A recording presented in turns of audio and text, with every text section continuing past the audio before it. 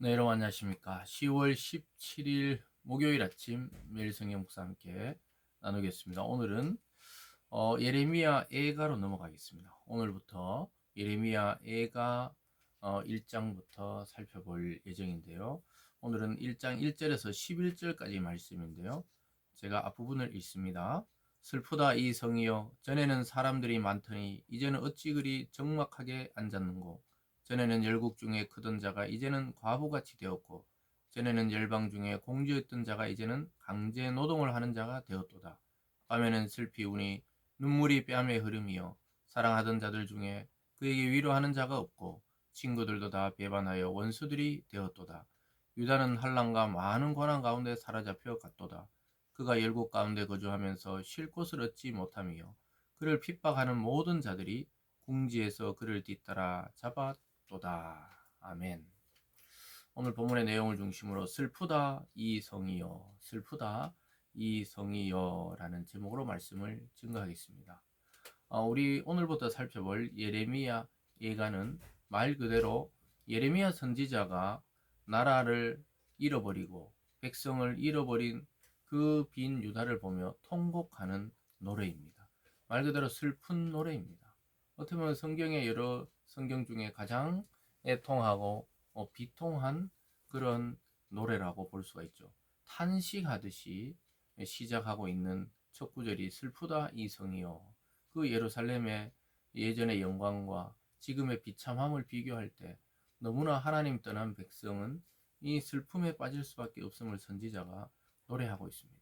그 아름답던 성, 하나님을 찬양하던 그 예루살렘의 위상이 이제는 완전히 온 세상 사람들이 짓밟을 수 있는 그런 하찮은 하나의 성이 되어버린 것에 대해서 비탄해하고 있고 슬퍼하는 내용이 나타나고 있습니다. 그래서 예레미야 애가를 읽을 때 우리는 그러한 이 심정 속에서도 결국은 하나님이 자기들을 구원하기를 간절히 소망한다는 것을 보게 됩니다. 그래서 예레미야 애가의 이 배경은 우리가 어제까지 살펴본 열왕기하에 이제 시드기야가 두 눈이 뽑혀서 바벨론으로 가고 또 백성들도 많이 포로로 잡혀간 상황 속에서 나온 노래입니다. 그래서 우리가 7월과 8월에 살펴봤던 예레미야 선지자 예레미야서 뒷부분에서는 나라가 망해가고 있을 때 빨리 포로로 잡혀가고 항복하라고 그래 비참하지 않다 그랬는데 그걸 듣지 않다가 결국은 짓밟혀서 잡혀간 유다 왕과 또 여러 백성들을 바라보면서 이 시를 이 노래를 불렀던 것이죠. 그래서 굉장히 슬픈 이 곡조로 시작하고 있다는 것을 보게 됩니다. 그래서 1절에 보면요. 슬프다 이 성이여, 전에는 사람들이 많더니 이제는 어찌 그리 적막하게 앉았는고. 전에는 열국 중에 크던 자가 이제는 과부같이 되었고, 전에는 열방 중에 공주였던 자가 이제는 강제 노동을 하는 자가 되었도다. 밤에는 슬피우니 눈물이 뺨에 흐림이여. 눈물을 흘리며 선지자가 하나님의 성 예루살렘의 멸망을 바라보고 있습니다. 황량하고 처참합니다. 그래서 백성이 포로로 끌려간 성읍은 파괴되었고 복이 흉하게 되었던 것입니다. 그리고 자기들이 잘 나갈 때 그렇게 동맹을 맺었던 그 나라들은 외면하기 시작했던 것이죠. 그래서 선지자는 참 기가 막혀서 슬프다 하면서 탄식하면서 오늘 노래하고 있습니다. 여러분 이것이 바로 하나님을 떠나고 하나님의 말씀에 불순종해서 멀리한 대가였습니다. 사람은 건강할 때는 잘 몰라요. 또 그리고 자기가 잘 나갈 때는 그 잘 나감이 영원히 지속될 거라고 생각합니다. 그러나 몰락은 자기도 모르게 순식간에 오고 급작스럽게 오는 것입니다. 그래서 남유다의 멸망이 그렇게 속히 진행될 줄 몰랐어요. 바벨론이 그렇게 자기들을 침공할 줄 몰랐어요. 바벨론이 히스기야 왕 때만 해도 사신들을 보내서 히스기야를 위로하고 또 그 전쟁에 승리한 그 히스기야를 축하하고 이러려고 왔던 이 바벨론이 사실 그 속에는 무서운 계략이 숨어 있었다는 것을 몰랐던 것입니다. 이처럼 동맹국이 하루아침에 적국이 되기도 하고 적국이 하루아침에 또 필요에 따라 동맹을 맺기도 하는데 유다는 이것저것 모든 동맹들이 뒤로 손을 돌려버리고 손절하고 빠르게 멸망해 가는 자에게 도움을 주는 자가 없었던 것입니다. 그래서 백성은 팔려가고 빈 성읍이 되었다고 이야기하고 있습니다. 4절에 보면요. 시온의 도로들이 슬퍼하며 결길을 지키러 나가는 사람이 없음이로다. 절기를 지키러 나가는 사람이 없음이로다. 모든 성문들이 적막하며 제사장들이 탄식하며 처녀들이 근심하며 시온도 공고를 받았더라. 그래서 도로들이 슬퍼한다는 거예요. 왜냐, 절기를 지키러 오는 순례자들도 없고 지키러 오는 사람도 없다는 거예요. 붐비고 화려했던 이 도시, 또 이 도로가 텅텅 비어서 그냥 흉물처럼 남아있던 것이죠. 이것이 하나님 떠난 이 유다의 현실이었습니다. 사랑하는 여러분, 우리가 하나님을 떠난 인간의 처지가 바로 이 빈 성과 같고 이 화려함 속에 그 속에 공허함이 가득 차 있습니다. 현대인들은 이러한 지경에 지금 빠져 있는 줄 모르고 밤마다 술을 마시고 또 심하게는 마약에 빠지고 또 쾌락에 빠지고 또 자기 그 자랑에 빠지고 소소한 그러한 재미들에 빠져서 하나님을 멀리하기 시작했습니다. 그러고 나서 지금 우리나라나 세상의 형편이 어떻습니까?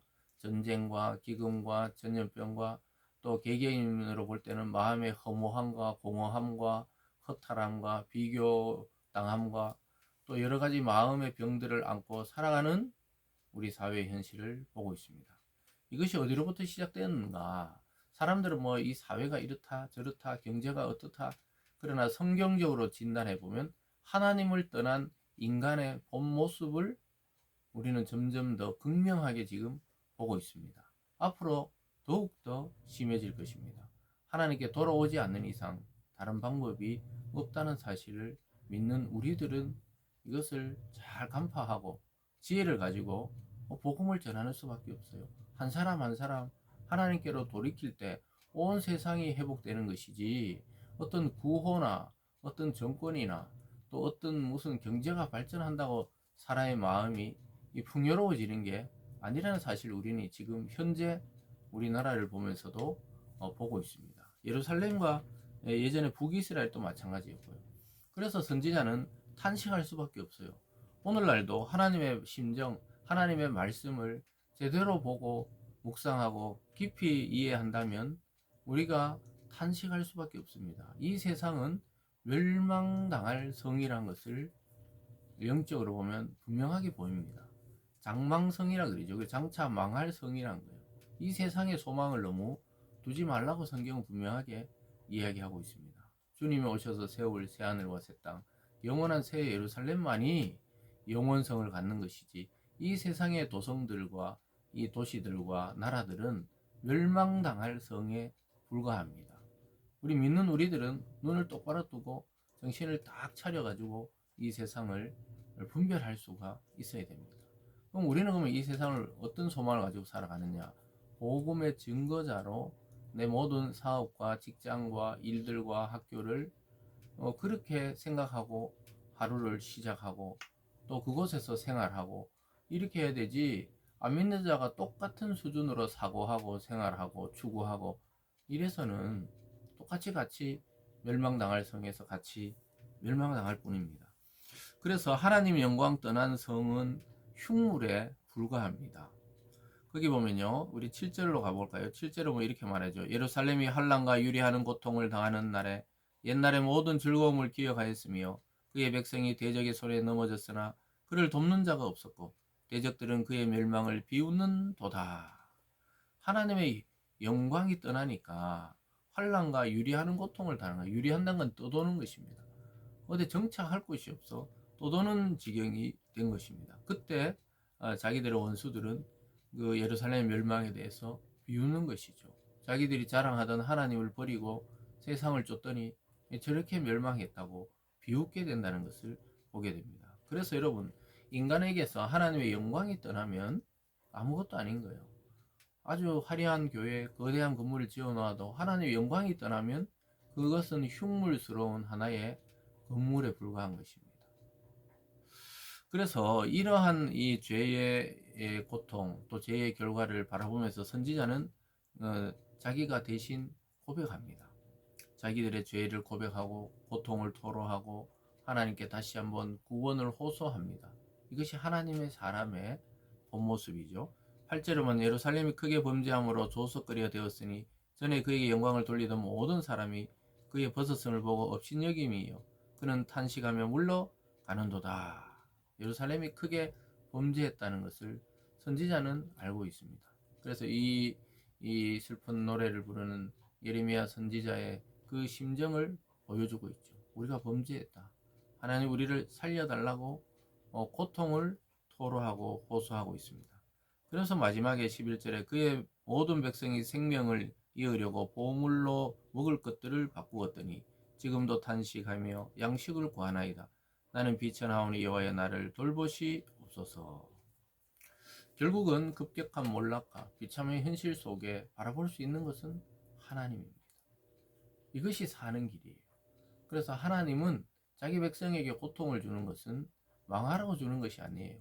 자기의 죄악을 돌아보고 그 죄악을 끊어내고 회개하고 하나님께 돌이키라고 주시는 고통입니다. 결국 하나님을 찾잖아요. 구원을 호소하게 됩니다. 사랑하는 여러분, 예레미야 애가들 이 구절구절들을 한번 읽어보시고 묵상하면서 정말로 우리가 바라보는 우리의 삶, 또 이 세상이 정말 슬픈 성이 아닌지 우리는 다시 한번 돌아봐야 하는 것입니다. 그리고 우리의 영원한 성이시요 우리의 영원한 소망이신 그리스도를 바라보고 그에게로 돌이킬 때 우리도 살고 세상도 살고 교회도 다시 일어설 줄 믿습니다. 기도하겠습니다. 사랑의 하나님 아버지, 하나님을 끝까지 멸시하고 믿지 않다가 몰락한 그 11개의 모든 왕들을 바라보며 오늘 드디어 예레미야 선지자는 애가를 지어 부르고 있습니다. 망한 나라, 망한 예루살렘, 망한 백성을 보며 고통스러워하는 이 선지자의 호소를 하나님이 들어줄 것을 간구하고 있습니다. 하나님, 우리가 이 세상을 바라볼 때 소망이 없음을 고백하게 도와주시고 하나님 나라와 하나님의 백성답게 살아가는 저희들 되게 도와주시옵소서. 우리가 이 예레미야 선지자처럼 눈물로 호소하는 이 시대의 예레미야 같은 선지자들, 그러한 마음으로 살아가는 성도들 되게 하여 주시옵소서. 감사드리며 예수님 이름으로 기도드리옵나이다. 아멘.